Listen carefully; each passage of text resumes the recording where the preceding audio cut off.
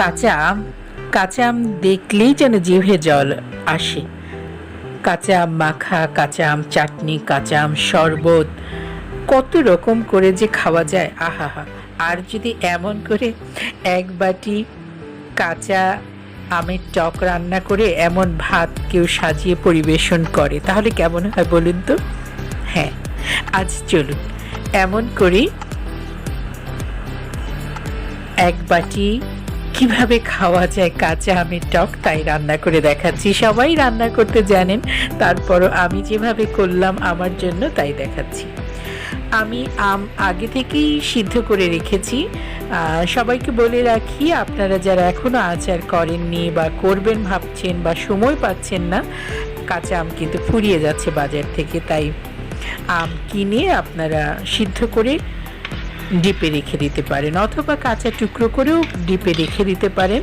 সময় মতো আপনারা বের করে আচার, চাটনি, টক যেভাবে ইচ্ছে খাবেন। তো আমি এমন করে আম সিদ্ধ করে ফ্রিজে রেখে দিয়েছি, নানানভাবে আচার করছি, চাটনি করছি। তো সেখান থেকেই কিছু সিদ্ধ আম বের করে নিলাম। আম যেহেতু সিদ্ধ করাই ছিল, সেজন্য আমি শুধু টক করার জন্যই আমি 5 কাপের মতো পানি নিয়েছি।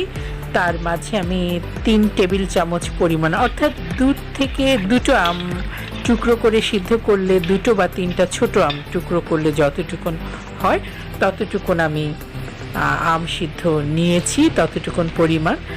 আর 5 কাপের মতো পানি নিয়েছি। এর মাঝে আমি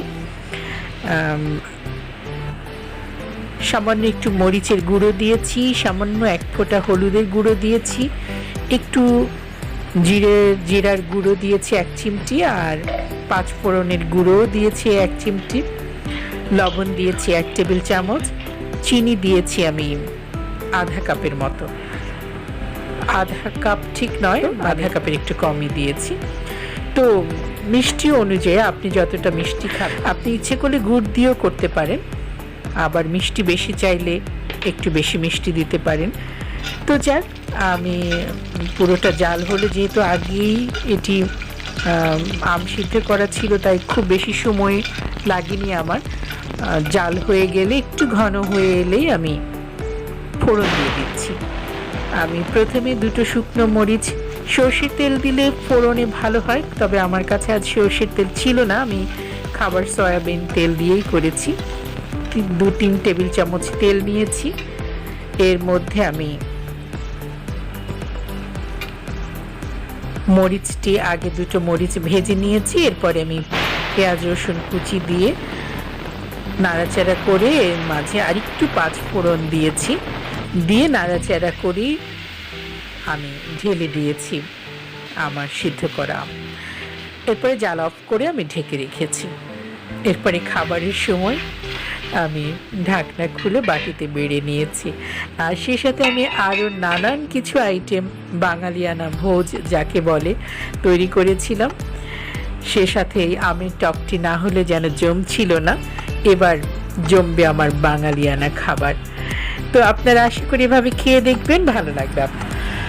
আর সেই সাথে বলবো, আমার রান্নাটি বা আমার রান্নার চ্যানেল কিংবা আমার এই ব্লগ যদি আপনাদের ভালো লাগে, তাহলে সাবস্ক্রাইব করে আমার সাথে থাকবেন প্লিজ। সবাই